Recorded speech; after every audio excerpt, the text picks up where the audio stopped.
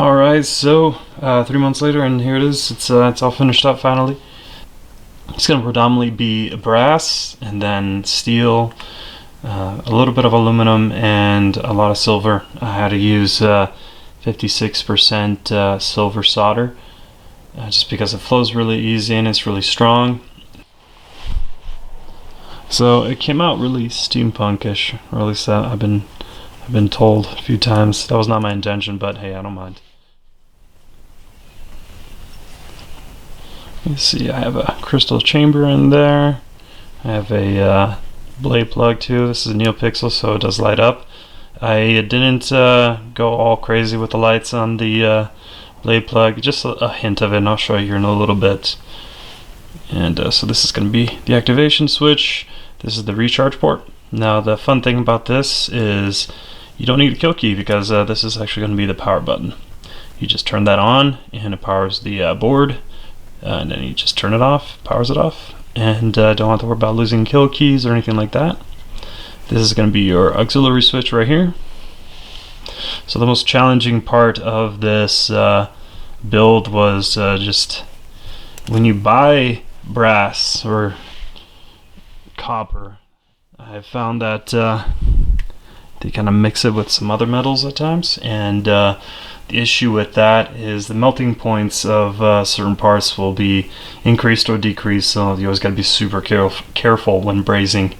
But it was a lot of fun putting this thing together, and I'm definitely going to be making another one, even though obviously it's a lot more work, just because there's a lot of figuring out where to install everything, figuring out what's going to look good, and because once you have it brazed on there, removing it's not super hard, but you're going to waste both the silver solder and also oxygen, which isn't very cheap around here.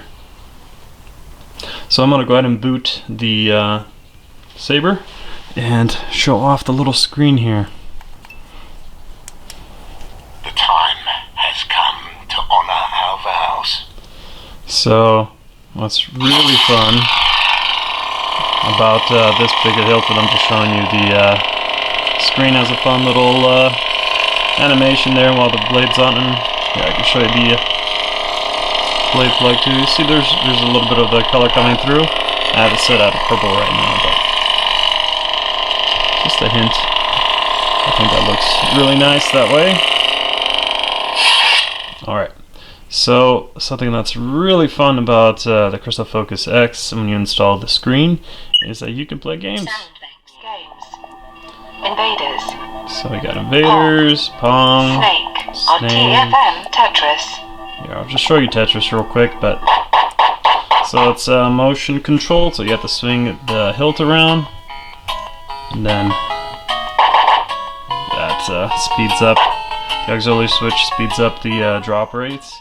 So to get out of the games menu, you just go to previous menu, hold that. Games. Exit menu. You and I shall fight. So I have installed quite a bit of fonts, but I'm going to stick with pitch black for now, just because it's a lot easier to change colors, because I kind of want to show you guys the different colors. Obviously this is your standard NeoPixel setup, so you've seen all these colors before, but just to show that it's all working correctly. And I'm going to go ahead and install the blade, so I'll be right back. Alright, so there is the blade installed, and the blade retention screw is just this guy right here. You're not going to have to worry about any of the other screws unless you know what you're doing, which if anything happens to the hilt, it is very sturdy, and like I said, silver solder is very strong, so dropping this is not going to really damage it. The only things that could potentially break off are these wires here. While they are, I put a coating of solder on top. They're still pretty thin, so dropping it or smacking it could bend them and eventually snap off, and that would take more brazing, which would mean I would have to remove a lot of the electronics, or else you would cook them. So that's the only screw you really have to worry about. I guess there's one more. To get to the SD card, you have to unscrew this guy here. This loosens up the speaker, and then underneath, I probably should have done this without the blade. but hey, whatever. Then this guy just rotates out. You unscrew that, unscrew this. The speaker has a mount, and there's a lot of loose wire, so you can pull out the speaker. And then right here, you'll see the SD card. And I was gonna install like a rice port or something like that, but space, you know, it's a very big hilt, but it was surprising how fast I ran out of space. And my priorities were the switches, the power button, obviously the crystal chamber, and the screen and the wires, which you can see. I'll weather them here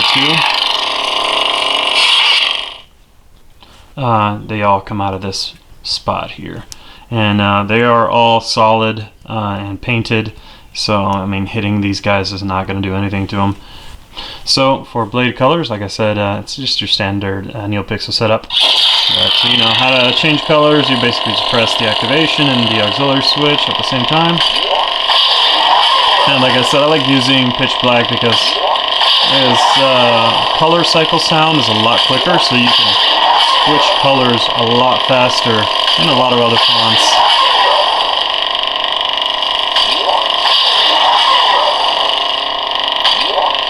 Going into yellows, going into the greens.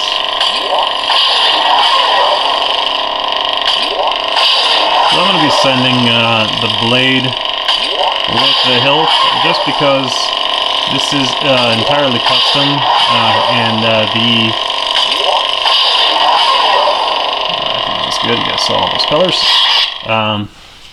I'm going to be sending the blade with the hilt just because the blade, I needed it to sand down a little bit, just because like I said, it's a custom build, so it's a little tighter than a normal blade holder. But I mean, not to sand down too much, just a little bit, just so it's got a bit of a loose fit, so that, you know, it's easy to pull in and out of the blade chamber.